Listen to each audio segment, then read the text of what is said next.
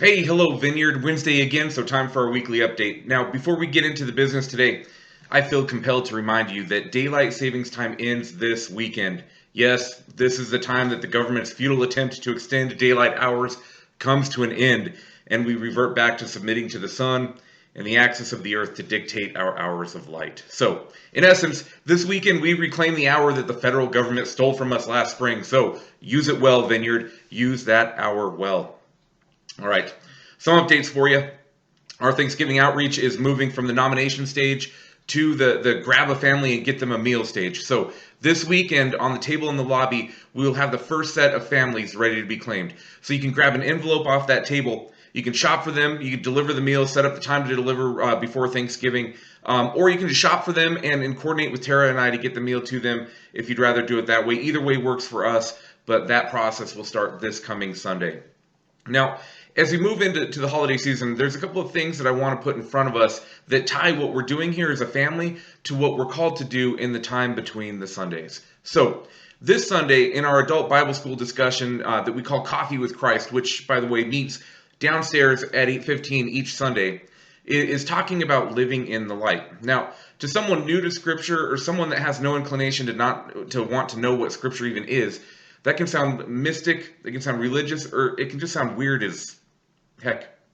Um, but after we decide that Jesus is going to be the center of our order, after we make the choice to put down our selfish ways and to follow him, that living in the light thing starts to make a little bit of sense. Now, the easiest way for us to make sense of it is to think about the darkness of our former life, right? So we think about how things felt different, how they were hidden, how they were chaotic, unsettled, uncertain, how sometimes things were full of fear.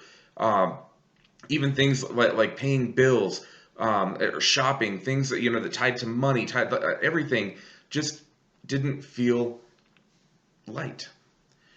Now, the light provides us freedom as we recognize sin and walk away from it, but also we feel the warmth of the love of the Father as we allow Him to direct our path. Now, one of the devotionals that I read periodically is from Henry Nouwen's work. It's on henrynowen.org. And today's devotion said this: people who have come to know the joy of God do not deny the darkness, but they choose not to live in it. They claim that the light that shines in the darkness can be trusted more than the darkness itself, and that a little bit of light can dispel a lot of darkness. They point each other to flashes of light here and there and remind each other that they reveal the hidden but real presence of God. The hidden but real presence of God. I love that. They discover that there are people who heal each other's wounds, forgive each other's offenses, share their possessions, foster the spirit of community, celebrate the gifts that they've received, and live in constant anticipation of the full manifestation of God's glory. And that is exactly what we're inviting people to. So, in the Gospel of John, we see that one of the I am statements that Jesus makes in chapter 8, he says, I am the light of the world. Whoever follows me will never walk in darkness, but have the light of life.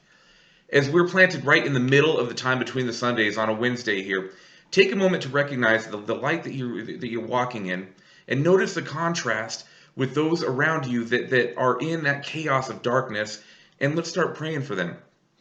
Now, as we close in on the holidays, be open to inviting those folks to come to one of our family celebrations, which we're going to have tons as November and December roll out, to include just the Advent stuff that we'll walk through on Sundays together.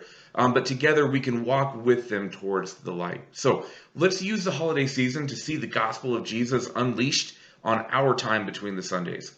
Let me know how I can be helpful with that, because really we do this best when we do it together. So have an awesome close to your week, and know that I'm praying for you. Please pray for me. I will see you on Sunday.